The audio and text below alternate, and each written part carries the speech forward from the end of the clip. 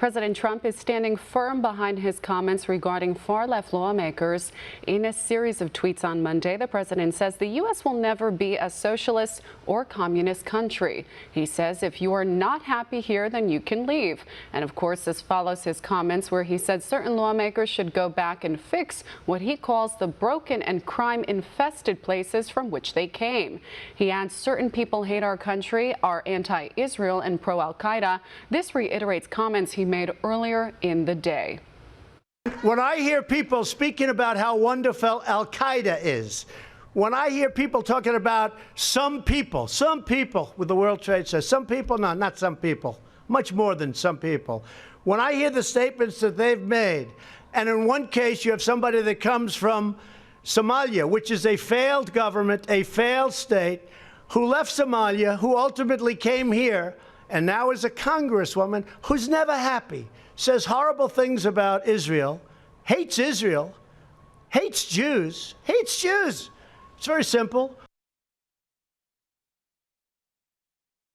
The president went on to praise the accomplishments of his administration, saying the U.S. is stronger than ever before, urging Americans to, quote, keep America great. One America's Kristian Rouz has more. He relies on racism, division, and anti-immigrant sentiment to consolidate power. A group of far-left Democrats are under fire after their most recent attacks against President Trump and his immigration policies. Over the past few days, the radical squad that includes Congresswomen Ilhan Omar, Alexandria Ocasio-Cortez and Rashida Tlaib have accused the president of racism and hate. But some commentators suspect the squad of hypocrisy, pointing to the anti-Semitic and anti-American remarks made by its members in the past. Some people did something. Every time the professor said Al-Qaeda, he sort of like his shoulders went up, and he's in command here. Al-Qaeda, Hezbollah. He's an expert.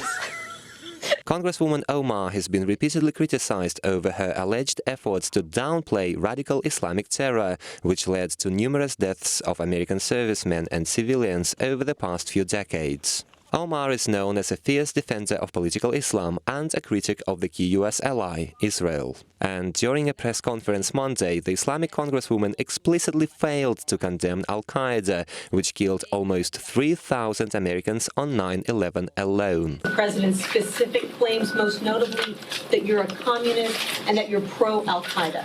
Every single Muslim who has lived in this country and across the world has heard that comment.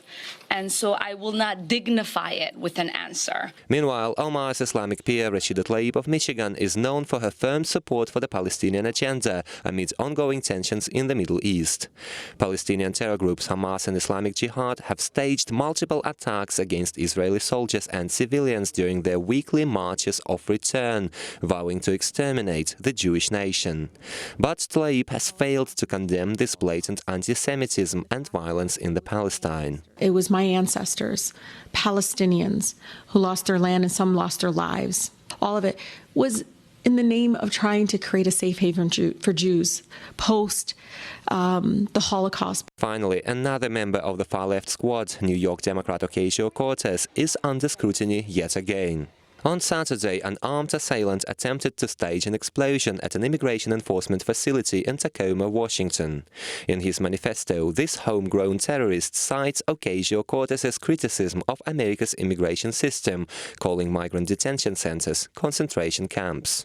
Ocasio-Cortez has failed to condemn his actions, despite having more than 2 days to do so. American flags hanging all over these facilities, that children being separated from their parents in front of an American flag. President Trump insists members of the far-left squad are actual racists who hate Israel and the U.S.